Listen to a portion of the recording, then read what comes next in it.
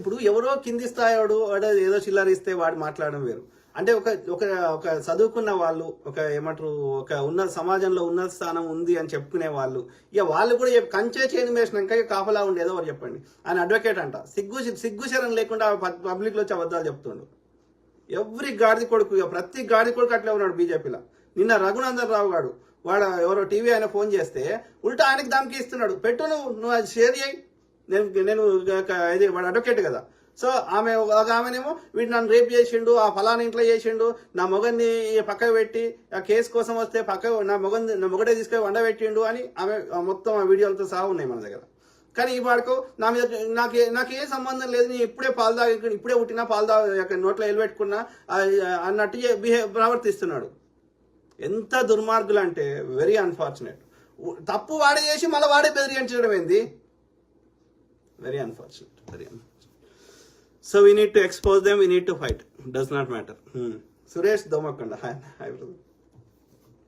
సాధ్యమిత్రులారా, ప్రతి అంశం మీద అవగాహన చేస్తాం, మీ కామెంట్ చూద్దాం. ఎవరు? ఎంవి భాస్కర్, నీవు కరెక్ట్గా పుట్టినవురా బాబు. Thank you brother. పుట్టుక నా శైలి లేదు కదరా అయ్యా, రైట్? పుట్టుక నా శైలి లేదు, చావు నా శైలి లేదు, మిగిలింది నా శైలి ఉన్నది. ఏది? జ్ఞానం నేర్చుకోవడం కానీ, 10 మందికి సహాయం చేయడం కానీ, వాస్తవాలు మాట్లాడడం కానీ, అది నేను చేయగలుగుతా. పుట్టుక నా శైలి లేదు, సావు నా శైలి లేదు, దాని గురించి నాకు మాట్లాడు. నా శైలి ఉన్న దాని గురించి నాకు చెప్పు, నా శైలి లేని దాని గురించి నాకు చెప్పకు. ఎంబి భాస్కర్, అది నీ సంస్కారం. నేను ఆ టాపిక్ని డైవర్ట్ చేయదు కాబట్టి మీ బాడుకోవాల బూతులు చదువుతలే. సో చదువుతలేను, ఇది ఇమ్మీడియట్ డిలీట్ చేస్తుంది. ఇది ఏరాదు, కాల్ అయిపోయినాక డిలీట్ చేస్తా, అవసరమైతే బ్లాక్ చేస్తా బాడుకోవాలి. ఎందుకంటే వాళ్ళ వల్ల ఒక ఏమంటారు, ఒక దేనికన్నా యూజ్ కావాలి మనిషి పుట్టినందుకు. వాళ్ళ వల్ల ఒక చీమ అయినా ఎంతో కొంత ఈ భూమికి, ఈ సృష్టికి ఏమైనా యూజ్ అవుతుంది కావచ్చు. కానీ బీజేపీ ఆర్ఎస్లు నా అంచనా ప్రకారం వాళ్ళు కాలిస్తే కూడా కాలరనుకుంటా వాళ్ళు. ఎందుకంటే ఆ భూమి కూడా, ఆ ప్రకృతి కూడా వాళ్ళని కాల్చడానికి సిద్ధంగా ఉంటుంది. అంత అసహించుకుంటారు వీళ్ళని.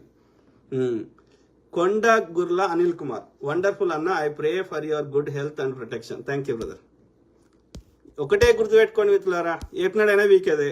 ఓకే, ఎల్లకాలం ఎవడు ఈ భూమి మీద లేడు, ఉండడు. ఒక రాజులైనా లేరు, ఎవడు లేడు. కాబట్టి ఉన్న రోజులు ఎందుకు అన్ని చంపుకొని బతకాలి? ఆత్మని ఎందుకు చంపుకొని బతకాలి? మనం ఏం తప్పు చేస్తలేము, మనం ఒక చిల్లి గవ్వ అడుగుతలేము, మనకు ప్రజలకు మంచి చేయాలని కోరుకుంటున్నాం.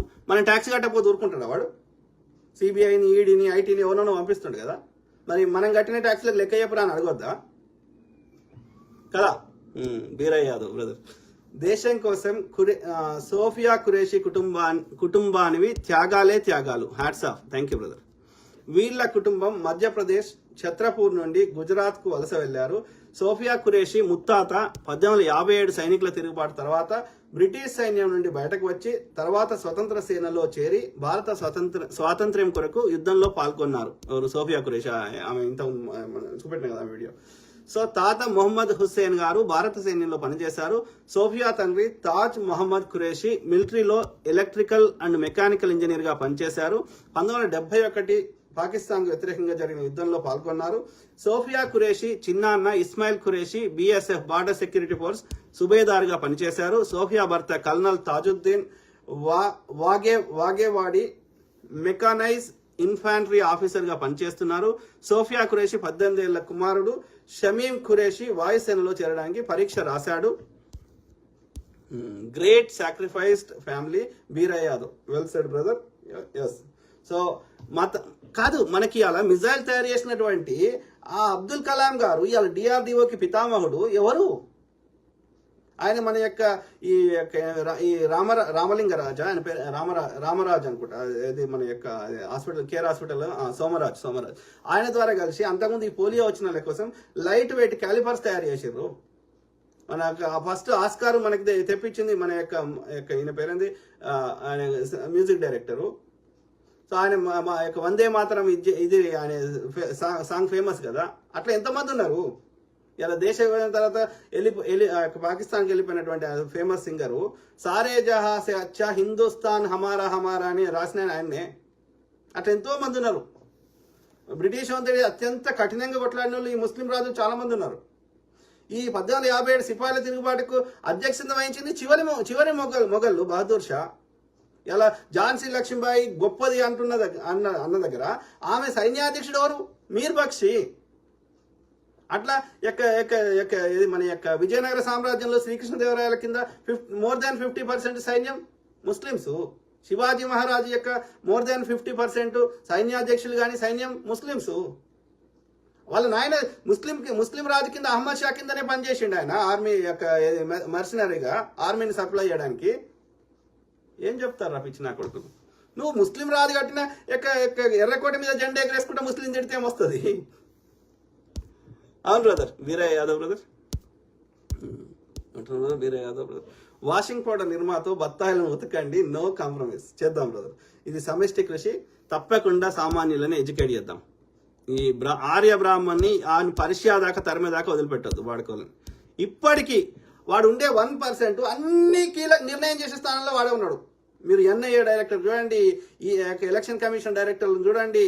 అంటే నిర్ణయం చేసి డెసిషన్ అంటే వానికి అనుకూలంగా తీర్పులు వస్తాయి, వానికి అనుకూలంగా ఇది మొత్తం ప్రతి ఫలితాన్ని వానికి అనుకూలంగా మార్చుకుంటారు. అంటే కంట్రోల్ వాన్ చేయాలి. Archaeology department, you take anything, home శాఖ, వాడు ఉన్న పర్సెంటేజ్ అంతా 1%.